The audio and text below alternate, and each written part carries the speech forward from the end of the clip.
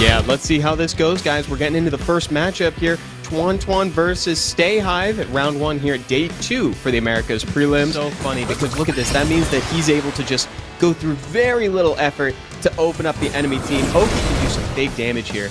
And now the only defense break supplier on Tuantoan's side is that Ashur, the fire Bayek over there, Topa. Yeah, but Tuantoan almost has no team left here. We see the Ella coming in with Okanos, another raid of stones, and that is a dead Juno. And look at the rest of the team. They're like 20% health left. Well set instead. That's great. Yeah, we'll see. Yeah, it gets the full team stun here, and oh my goodness, Chow getting the violent proc as well, and that is going to be this end of one unit on StayHive's side. Missing a crit. He's just picking. He opted. Did he miss crit on that wasn't Justice though, was it? That was Justice. He missed crit there on that Justice, and wow, this is a crazy match. What is going on here, Evan? Oh my god. Towards the end, and of course you gotta ban that because that can easily take down a CR at like 10 paces.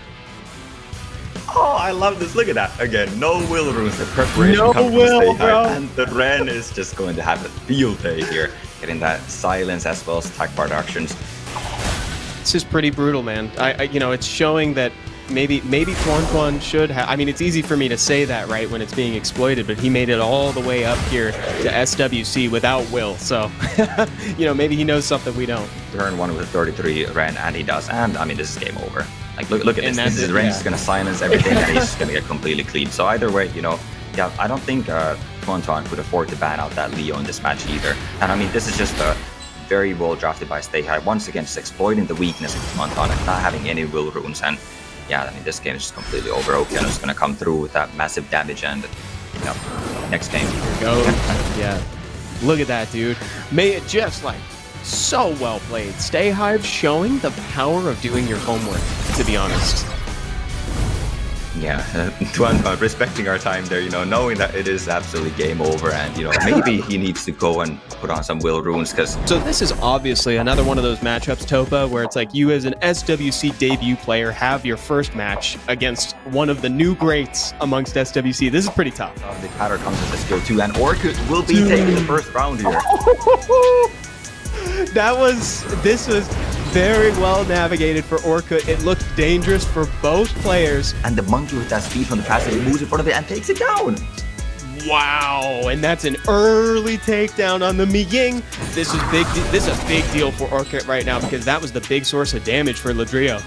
Went in on it at the right time while Josephine's passive was down 2. I think that was a great point to highlight. Orkut's really good at finding these little things to exploit during a game. It's of this bracket today.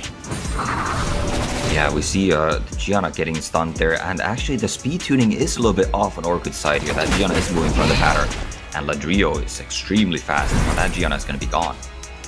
Yeah, he's losing a unit really early, and it's kind of a crucial one too. Hopefully Orkut's going to try to clap back here with a defense break setup into a pattern skill 2 on the CR. Oh my god, he might not even need a pattern skill 2 with that amount of damage. Yeah, he does not need a pattern skill 2, absolutely not. I was wondering, you know... Seeing this and they might be freaking out. It's not over yet, although this Nezuko skill 3 is really going to hurt.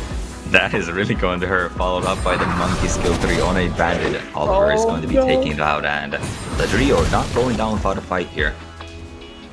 Yeah, Topa might be over. It's over, Lrio's basically nearly over, you know. Lrio did get resisted there as well by the pony, but still, you know, wait, this pony is just going to die that bomb now.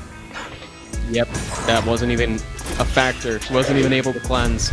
Yeah, guys, we said it at the end of the wait a second, what is going on here? Oh, okay, wait, what's happening? What? He's activating the pattern here so that it moves in front of the Jogan, and now the Jogan can actually remove all of that immunity that the pattern is going to be providing here. Very well played on the video there. Is that what he's doing? That's really clever. Yeah, we'll see the Jogan getting that, and this is a crucial moment here. Tira has to land the bomb, and she does. If anybody could do it, we knew it'd be Lrio. Looks like he will be taking this set after all. Yeah, dude. That psychological damage, it's not just a joke. I mean it.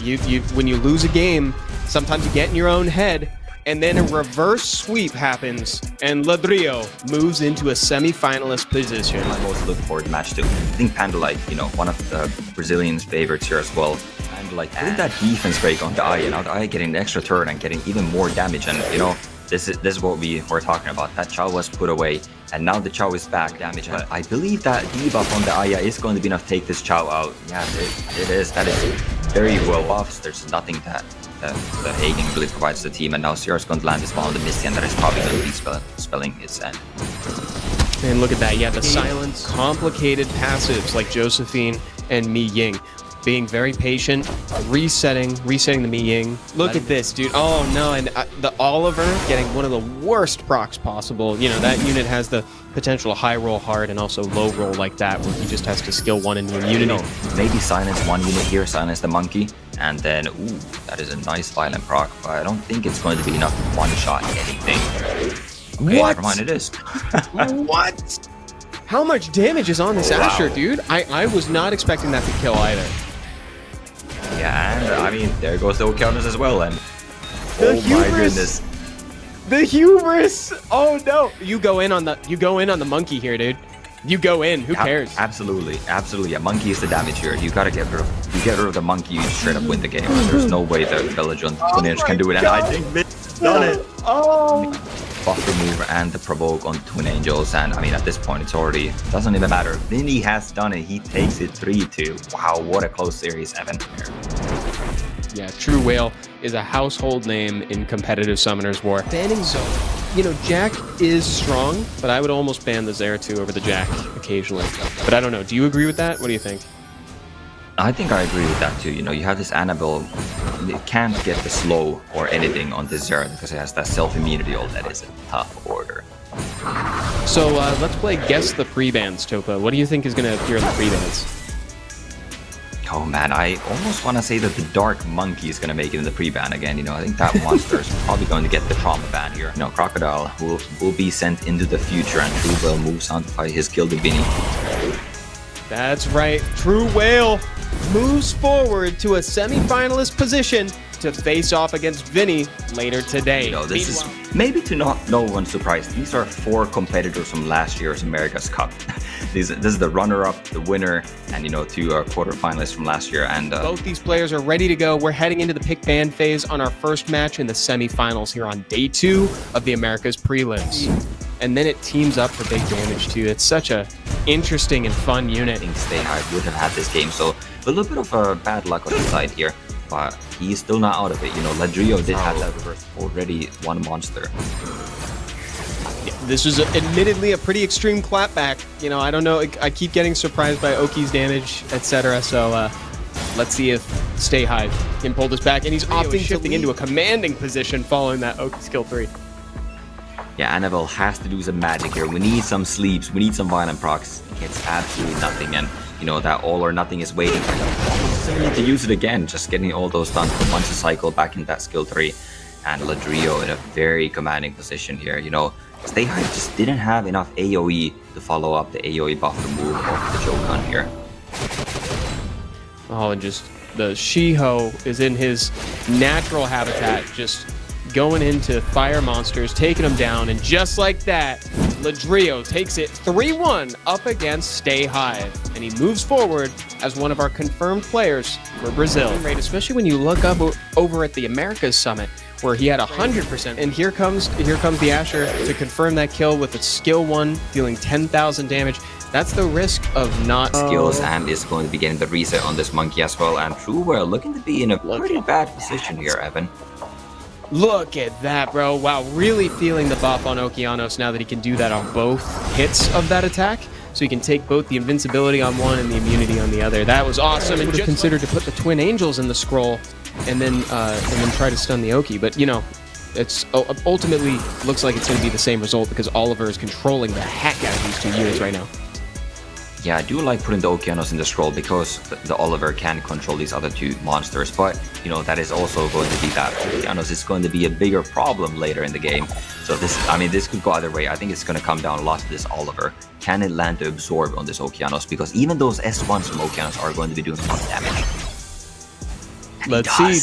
This is This is the America's Cup question right here. Can Oliver and Jogun clutch this up?